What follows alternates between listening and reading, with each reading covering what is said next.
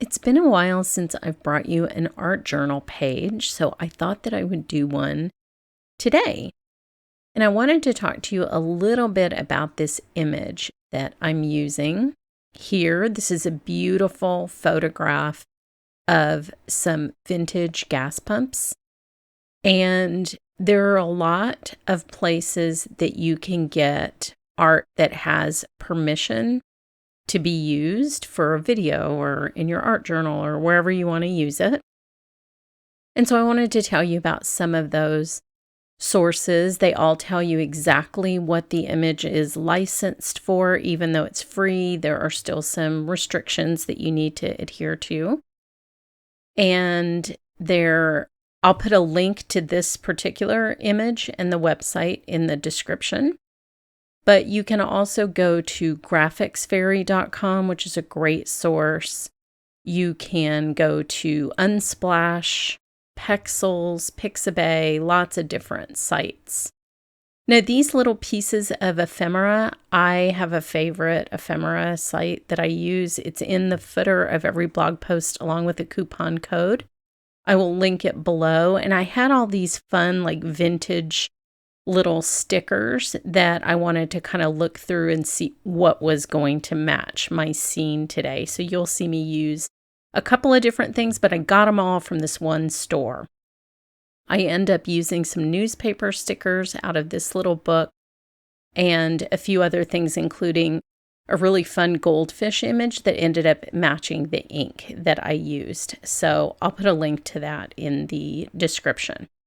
So anyway, after I downloaded this image, which was just perfect for what I'm doing today, I reduced the opacity of the image to 50% in Photoshop, scaled it for the size of my page and my journal, and then printed it out. I'll show you the image later on at full strength. It really was a lot better at 50%. Kind of blends into the background so that my stamp can be the star. Now, I'm using a toothbrush to splatter on some liquid watercolor, and I'm using liquid watercolor for a reason, because I'm going to activate some of these little splatters with gel medium here in a little bit and make them kind of have little action streaks coming off of them, but I'm using a teal and a terracotta that match what was actually on this page from a speed journaling session. And I promise my speed journaling class will be up soon.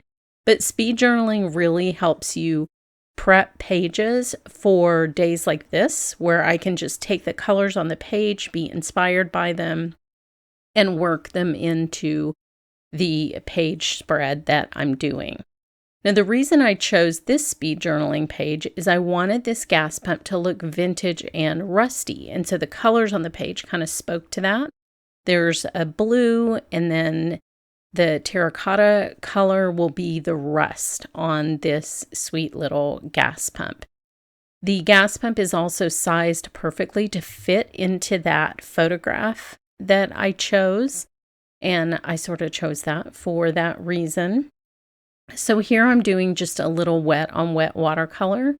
Once I have the blue down, I can just touch the terracotta into the wet blue watercolor, and it spreads out just like rust. Perhaps this is how rust works. Maybe rust is just nature's watercolor. Have you ever thought about that? Anyway, it's beautiful. You can go back in and darken up a couple places if they weren't dark enough for you, but look how authentic that looks in terms of rusty metal. Such an easy technique, but one of my favorites. And whenever I can find an image that's like a pickup truck or anything metal that would have rust on it, I always have to do this technique. So this is the first time I'm using this stamp, and of course I had to make it rusty. See what I mean? It fits in there absolutely perfectly and takes the place of the one gas pump in the photograph, which is what I wanted. Now you can see I've added some of the little stickers. I have a signpost sticker. I have one of the little newspaper scraps. I have the goldfish on there. My advice when using stickers on art journal pages is enhance the stickiness with a little matte medium so that they stay in there permanently. Different stickers have different levels of adhesive on them, and I don't always trust all of them. So I do recommend adding a little extra adhesive underneath your stickers. Look how pretty that is. And then he will pop out. This little colorful character of a gas pump will pop out from this scene in a really fun way.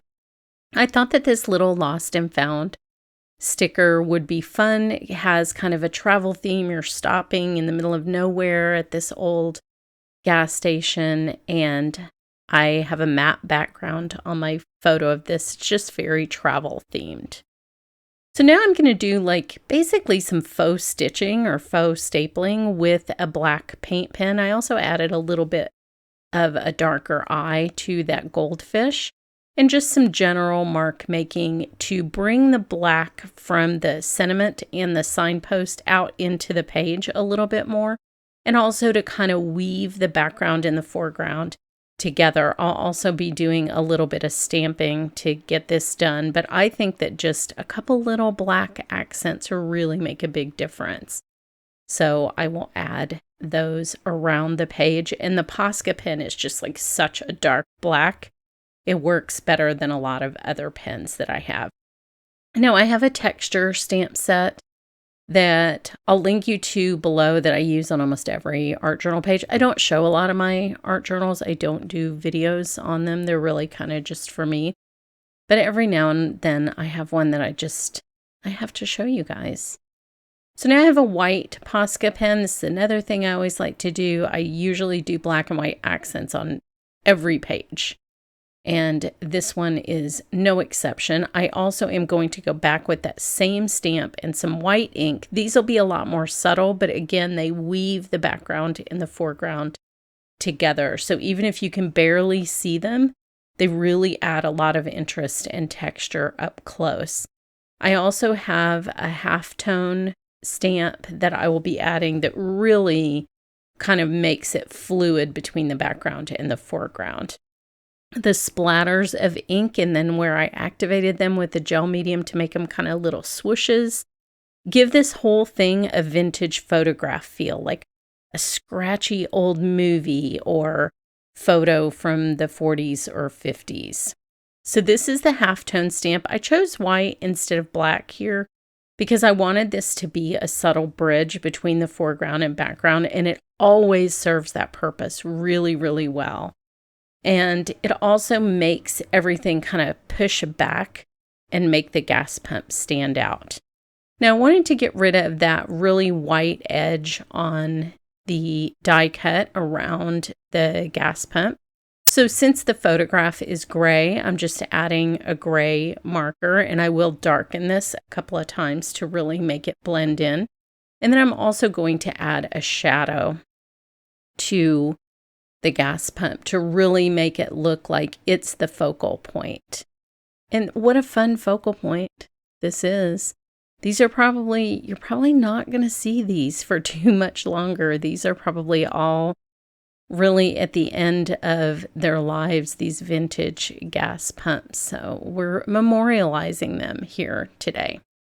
So I'm casting a shadow from the gas pump out towards the viewer, towards the front of the page, and I think that makes a big difference. And then I'll also add a shadow on the left side of the gas pump, just so that wherever my imaginary sun is coming from is consistent and all the shadows will fall to the left, especially that angled shadow underneath. Now I went back with a little bit of a darker marker as well, because I felt like it needed a little bit of separation there at the bottom and kind of extending into that shadow. But you can see how that really makes it pop off of that sort of flatter scene. And that was the full strength image. So you can see the difference between the opacity of those two, and that's kind of fun. So here's what the finished page looks like. I hope you've enjoyed this. See the description for links to supplies and head over to my blog for more information.